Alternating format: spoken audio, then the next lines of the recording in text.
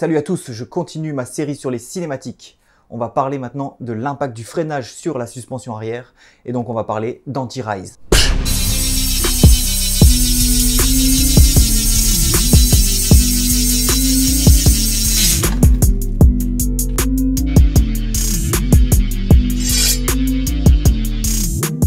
Avant de parler d'anti-rise, on va d'abord parler de rise, qui veut dire s'élever en anglais. Et donc c'est ce phénomène qui au freinage tend à lever la roue arrière, ou du moins à lever l'arrière du vélo, de la moto ou de n'importe quel véhicule. Et ça, c'est dû au transfert de charge. Ce transfert de charge, qu'est-ce que c'est? C'est un phénomène qu'on connaît tous, puisqu'on l'expérimente dans la vie de tous les jours sur n'importe quel véhicule. Quand on freine, on a tendance à vouloir partir sur l'avant. Ça, c'est un phénomène dû à l'inertie. Et il y a 4 choses qui vont l'amplifier. Ça va être la force de freinage. Plus on freine fort, plus on va avoir ce transfert de charge vers l'avant. Plus la masse véhicule plus pilote est importante, plus on va avoir ce transfert. Mais aussi 2 choses auxquelles on pense un peu moins, c'est l'empattement. Plus l'empattement est resserré, plus ça va l'amplifier. Et aussi, plus la hauteur du centre de gravité est élevée, plus ça va avoir tendance à amplifier ce transfert de charge. Et donc, on va venir sur n'importe quel freinage, c'est physique. On va avoir l'arrière qui va plutôt se délester et charger l'avant. Donc, il y a 2 extrémités dans le spectre. Et je dirais que d'un côté, on a ceux qui optimisent un maximum pour avoir le moins de transfert de charge. Ça va être les Formule 1 qui vont baisser le centre de gravité, avoir un empattement gigantesque pour pouvoir contrebalancer le fait que c'est un véhicule qui est lourd et surtout qui freine très fort. Et de l'autre côté, je pense pour moi c'est le pire, ça va être les vélos, parce que on a d'autres contraintes qui font qu'on ne peut pas optimiser ces choses-là. Et voilà, on est un peu coincé avec ce transfert de charge et il existe. Malheureusement, il existe. Mais on va voir que justement l'anti-rise est là pour y répondre. Alors déjà, l'anti-rise, ce n'est pas une option, pas comme la clim dans une voiture par exemple. C'est vraiment quelque chose qu'on peut calculer pour n'importe quel vélo tout suspendu. Et en plus, c'est très difficile de faire un vélo avec un anti-rise de 0%. Donc vraiment, il faut garder en tête, ce n'est pas une option. Tous les vélos en sont dotés, simplement ils en sont dotés plus ou moins. Lorsque l'on freine, on solidarise déjà la roue arrière avec le bras qui la tient. Et cet ensemble-là va venir tirer sur le pivot du vélo. Alors que ce soit un monopivot ou un pivot virtuel, ça tire sur ce pivot-là. Si vous ne savez pas de quoi je parle, je vous renvoie à ma vidéo sur les cinématiques. Et en gros, en tirant sur ce pivot, ça va tirer sur l'ensemble du cadre vers l'arrière, mais ça va aussi, et on le voit bien sur la maquette là, créer une nouvelle force qui va le tirer aussi vers le bas. En fonction de sa position, si on tire, hop, il va avoir tendance à vouloir descendre et donc à aller vers le bas. Donc c'est cette force-là dont on parle, c'est la force d'anti-rise. C'est une force qui va venir complètement s'opposer au transfert de charge, puisque le transfert de charge a tendance à lever le vélo, alors que cette force-là a tendance à le ramener vers le sol. Et si on arrive à équilibrer ces 2 choses-là, on n'a plus de problème de rise, et donc on a un anti-rise qu'on va dire de 100%. Du coup, qu'est-ce que c'est que 100% d'anti-rise? C'est lorsque l'on arrive, avec la force d'anti-rise, à parfaitement compenser le transfert de charge. Alors c'est tout à fait possible, il faut se faire un petit modèle où on imagine où est le centre de gravité de notre ensemble pilote plus vélo, et on trace une droite parallèle au sol qui va passer par ce centre d'inertie. On en trace une deuxième qui passe par le pneu de la roue avant, mais cette fois-ci perpendiculaire par rapport au sol. Et tac, on a un point d'intersection qui va être le haut de notre diagonale. Et en bas de notre diagonale, c'est quoi? C'est le contact entre le pneu arrière et le sol. Parce que c'est là où la force de freinage va venir s'appliquer. Et donc on trace une diagonale entre ces 2 points. Et si on arrive à positionner notre point de pivot sur cette diagonale-là, alors on a gagné, on a 100% d'anti-rise. Si notre point de pivot virtuel ou notre point de pivot réel est au-dessus de cette diagonale-là, alors on va avoir un vélo qui va risquer de squatter.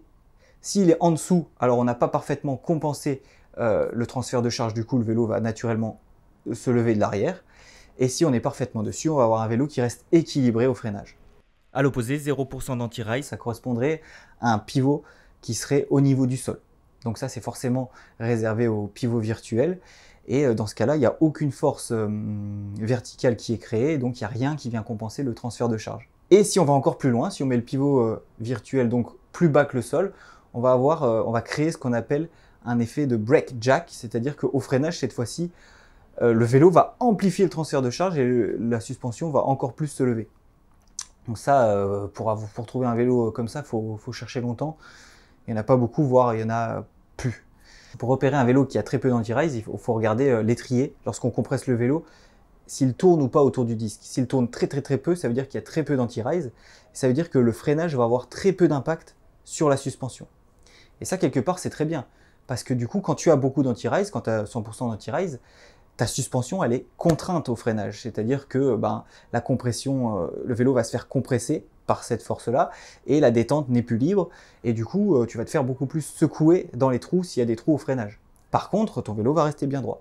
Au contraire, si tu as très peu d'anti-rise, tu vas avoir une suspension beaucoup plus libre, beaucoup plus active au freinage, mais le vélo va avoir tendance à se lever de l'arrière. Donc, déjà là, moi, je peux même pas vous dire qu'est-ce qui est de mieux, il y a qu'est-ce que tu préfères finalement. Chaque marque a un peu sa philosophie et sa signature. Si on voulait résumer grossièrement, avec 100% d'anti-rise, tu vas avoir un vélo plus collé au freinage, plus collé au sol, mais si c'est défoncé, tu vas te faire beaucoup plus secouer. Alors que, au contraire, si tu as un vélo avec un faible anti-rise, tu vas pouvoir venir freiner dans les trous avec une suspension qui reste active, mais le vélo va peut-être te pousser un petit peu de l'arrière, et ça, c'est pas forcément le plus facile en descente. La valeur d'anti-rise n'est pas une valeur figée en fait. En fonction de ton débattement, le point de pivot par rapport au pneu arrière, etc., par rapport à ton centre de gravité, tout ça, ça évolue. Donc l'anti-rise, ça va être plutôt une courbe en fonction du débattement, et ça va pas être seulement une valeur précise. Bien sûr, la valeur qui nous intéresse le plus, ça va être celle qui tourne autour du sag, quelque part, parce que c'est celle avec laquelle on est censé aborder un freinage en général. Ok, alors moi je me dis, bon, ces théories-là, c'est vachement intéressant, ça vient de la base de l'automobile, hein, des études théoriques en automobile, puis en moto de route, et là, ça fonctionne super bien, parce qu'un pilote de moto de route, il est complètement statique sur la moto est très lourde, et donc du coup, on peut très facilement imaginer où va être le centre de gravité. Vous allez comprendre où je veux en venir, puisque déjà en moto de cross, c'est déjà un peu moins vrai. C'est-à-dire que le pilote, bon, il ne peut pas trop bouger de haut en bas, le centre de gravité un petit peu, mais pas trop. Par contre, il va pouvoir facilement se déplacer d'avant en arrière. Donc, qu'est-ce qu'il fait le pilote quand ça freine fort? Eh ben, naturellement, tu te mets en arrière. Tu te mets en arrière quand le vélo ou la moto freine, tu vas pas rester comme ça, comme un débile et plonger comme ça. Automatiquement, tu compenses le fait que la moto ou le vélo plonge de l'avant et que l'arrière se lève. C'est très naturel et on s'adapte très vite d'ailleurs à ce genre de choses. Alors certes, on n'a pas forcément l'anti-rise qui va rentrer en jeu lorsqu'on fait ça, parce qu'on a vu l'anti-rise, c'est une droite parallèle par rapport au sol. Donc si le centre de gravité est plus en arrière, ça ne va pas changer grand-chose. Donc le transfert de charge va être le même, certes, mais toi tu crées un deuxième transfert de charge où tu vas venir transférer ta charge à toi à l'arrière et donc essayer de changer le centre de gravité.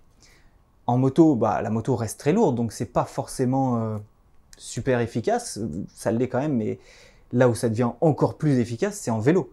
En vélo, le vélo, c'est la chose la moins lourde entre le vélo et le pilote, contrairement à la moto.